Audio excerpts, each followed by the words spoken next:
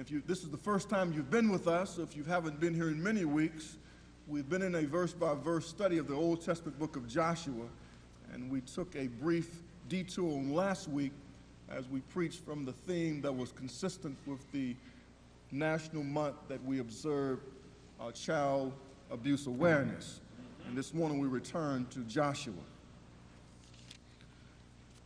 Pick up the narrative with me, if you would please, at verse 1 of chapter 10.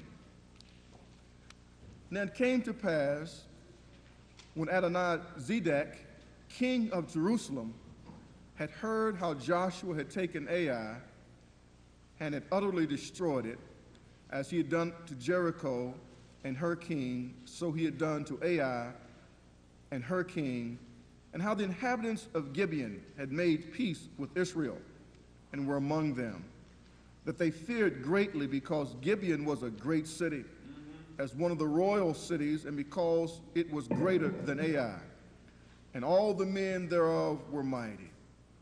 Wherefore Adonizedek, king of Jerusalem, sent unto Hoham, king of Hebron, and unto Piram, king of Jarmuth, and unto Japheth, a king of Lachish, and unto Debir, king of Eglon, saying, Come up unto me and help me, that we may smite Gibeon, for it had made peace with Joshua and with the children of Israel. Therefore the 5 kings of the Amorites, the king of Jerusalem, the king of Hebron, the king of Jarmuth, the king of Lachish, the king of Eglon, gathered themselves together and went up, they and all their hosts, and encamped before Gibeon, and made war against it. And the men of Gibeon sent unto Joshua to the camp of Gilgal, saying, Slack not thy hand from thy servants, come up to us quickly, and save us, and help us.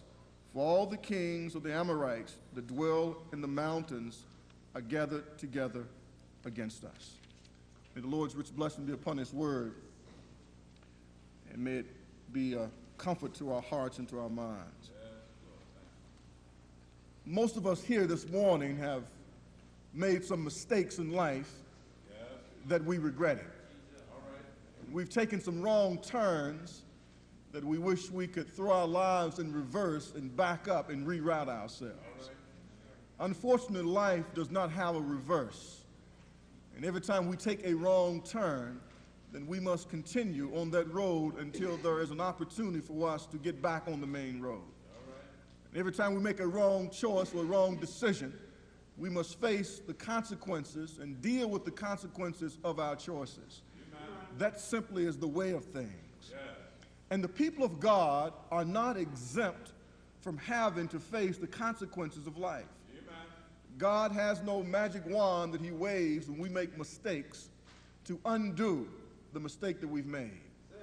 God does not run the universe like Bill Gates runs Microsoft word processors.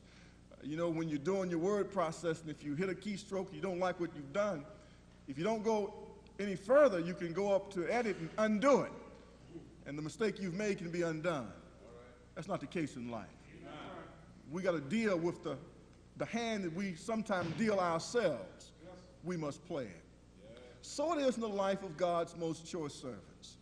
But God is gracious, and God is merciful, and God is long-suffering to his people. And I'm so grateful for that.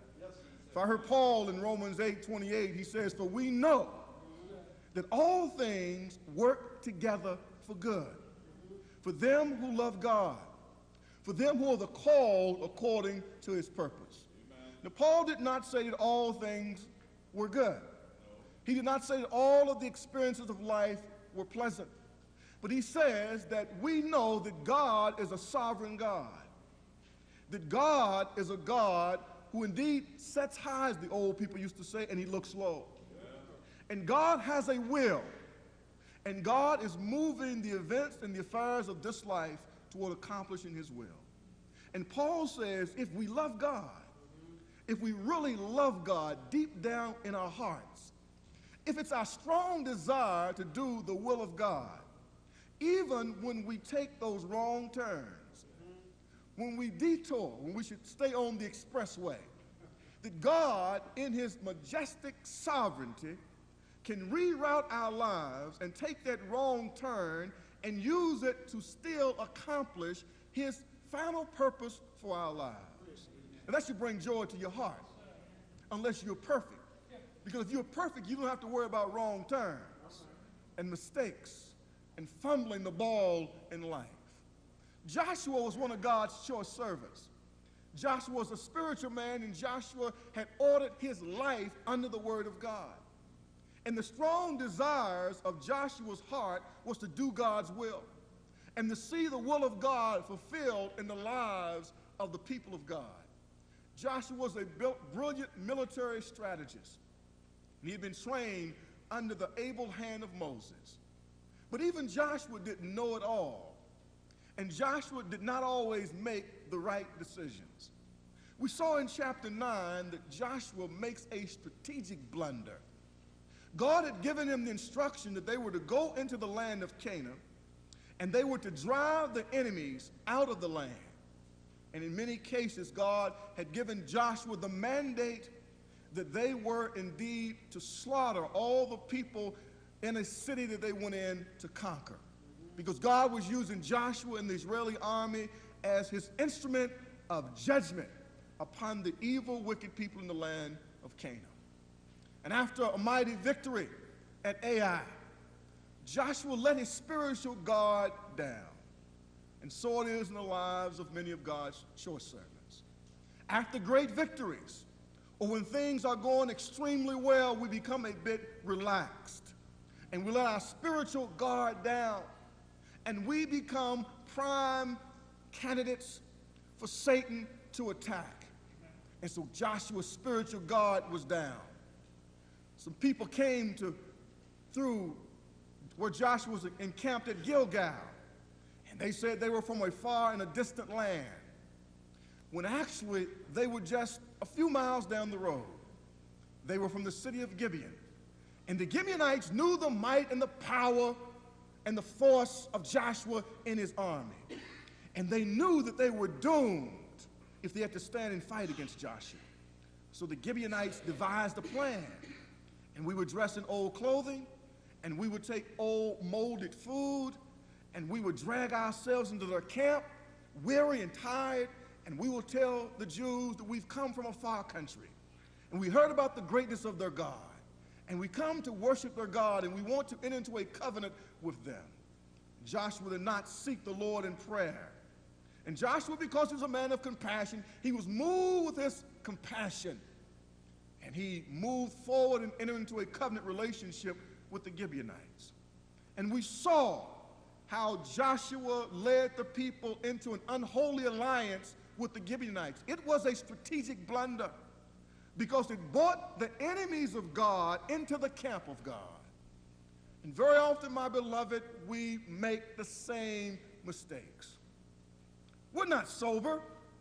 We're not always vigilant. We don't always have our spiritual antennas up. We do not always live the Christian life with the conscious mind that we're engaged in a spiritual conflict. The Apostle Paul in Ephesians chapter 6, he says, "For we wrestle not against flesh and blood." And don't you ever forget that if you name the name of Christ, you're engaged in a spiritual war, a spiritual battle. And the battle is not against flesh and blood, but it's against principalities and powers. It's against spiritual wickedness in high places. It's against the rulers of the darkness of this world system. And Satan's strategy is old. It's divide and conquer. It's to infiltrate your rank. It's to practice guerrilla warfare from the inside. And so you as men, as the head of your homes, you must be sober. You must be vigilant. You must be like the watchman on the wall. And you got to be very careful as to what you allow to come into your home. You got to be very watchful.